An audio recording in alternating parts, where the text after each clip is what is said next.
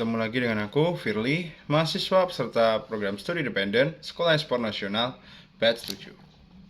Hari ini aku akan review lagi video dengan tema tantangan dan peluang perdagangan. So, check it out.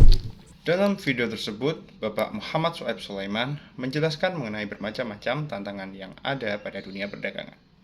Di antaranya adalah pergeseran demografi penduduk dunia, pergeseran status ekonomi, kemampuan logistik dan distribusi rantai pasok, perkembangan geopolitik, kenaikan harga, isu lingkungan, dan ekonomi digital.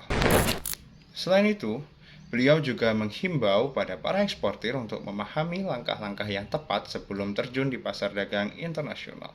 Berikut adalah langkah-langkahnya. Pertama, melakukan riset pasar. Riset pasar berguna untuk mengetahui daya beli suatu produk di suatu wilayah. Riset pasar menjadi hal paling vital karena akan menentukan negara mana yang akan menjadi tujuan ekspor.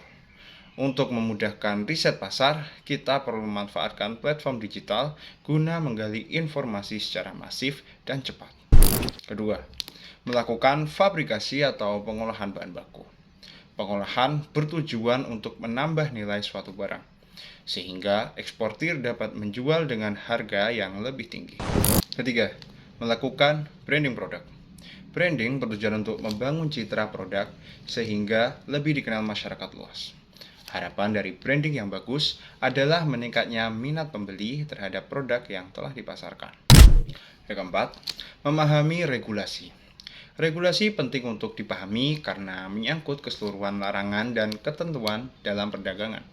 Regulasi diciptakan oleh tiap negara di dunia. Dengan memahami regulasi, maka akan menghindarkan seorang eksportir dari tindakan ilegal yang berujung pada sanksi dan pidana. Yang kelima, mengetahui perjanjian dagang. Perjanjian dagang sendiri diciptakan oleh dua negara atau lebih guna menciptakan ekosistem yang sama-sama menguntungkan. Dengan mengetahui perjanjian dagang, maka dapat memudahkan eksportir dalam memasarkan produknya di negara tujuan. Dan yang terakhir adalah pengembangan SDM. Seorang eksportir harus memiliki kreativitas, inovasi, dan jiwa up-to-date sehingga mampu menghadapi permasalahan-permasalahan dagang dengan mudah dan tepat. Menurut saya, tantangan pada perdagangan bukanlah suatu hal yang harus ditakuti.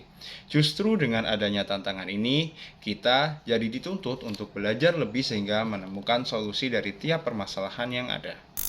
Selain itu, seorang eksportir juga harus memiliki koneksi yang luas dan kegigihan yang tinggi, sehingga dalam menghadapi tantangan, mudah untuk menemukan jalan dan tidak gampang menyerah. Demikian paparan dan pendapatku mengenai tantangan dan peluang perdagangan. So, bagaimana menurut kalian? Tulis pendapat kalian di kolom komentar.